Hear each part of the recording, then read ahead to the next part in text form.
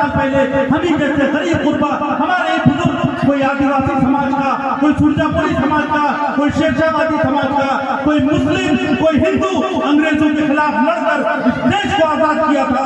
क्योंकि ये देश में अंग्रेज यही किया करते थे कि हिंदुस्तानियों को भरपेट भोजन नहीं देते, उनके बच्चों को पढ़ने का हक नहीं देते, उनको नौकरियां नहीं देते, उनको इज्जत नहीं देते। और इसी के खातिर कि जिस गुमनामी और जिस बदनामी में उन्होंने अपनी जिंदगियां गुजारी, वो नहीं चाहते थे कि उनकी अगली नस्लें भी ऐसे ही जिंदगी गुजारे। इसलिए उन्होंने तय किया कि देश को आजाद ही नहीं करेंगे, बल्कि देश को एक संविधान देंगे। और उस संविधान में ये लिखा होगा कि हिंदुस्तान का हर शहरी बराबर होगा, वो चाहे आदिवासी समाज का हो, चाहे मुस्लिम समाज का हो, चाहे हिंदू समाज का हो, सबको एक वोट देने का हक होगा।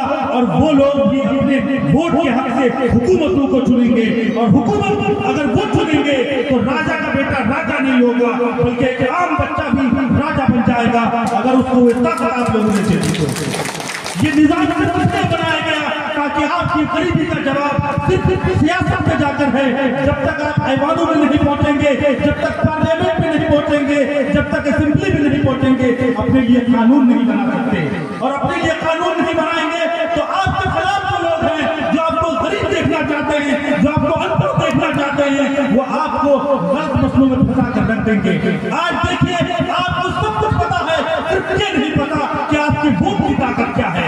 इसीलिए जब इलेक्शन का वक्त होता है तो आपके बारे में बात करने के बजाय वो हिंदू और मुसलमान की बात करते हैं, वो अगले और पिछड़े की बात करते हैं, वो जातिवाद में आपको फंसा देना चाहते हैं, वो बिहार को बदलना नहीं चाहते, वो आपके सामने सुनहरा भविष्य नहीं दिखाते, वो आपको नहीं बताते कि आपके उम्मीद में ये ताकत है कि आपने अगर सच्ची हुकूमत को चुन लिया तो आपके मुकद्दर को बदल दिया जाएगा, एक खूबसूरत बिहार का निर्माण कर दिया जाएगा।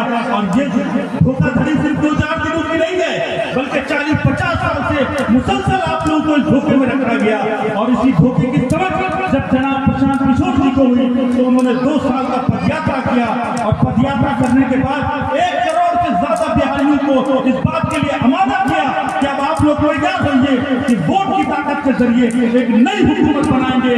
और उस हुकूमत का सबसे बड़ा फैसला यह होगा कि हम अपने बच्चों को देखकर वोट करेंगे और अपने बच्चों के मुस्तकबिल को बनाने के लिए बेहतर करेंगे। अगर हमारे बच्चों को पढ़ाई मिल गई, एजुकेशन मिल गया, उनको अपने घरों में नौकरियां मिल गई, उनकी माँ बहनों को 5 लाख तक का कर्ज मिलने लगा, और उनके किसानों को अगर सरकार की तरफ से कुछ राशि मिलने लगी तो यकीनन उनकी जिंदगियां बेहतर हो जाएगी। और जब उनकी जिंदगियां बेहतर हो जाएगी तो हमें और आपको देखने को मिलेगा, ये किसी से छुपी हुई नहीं है। अपने घरों में देखो,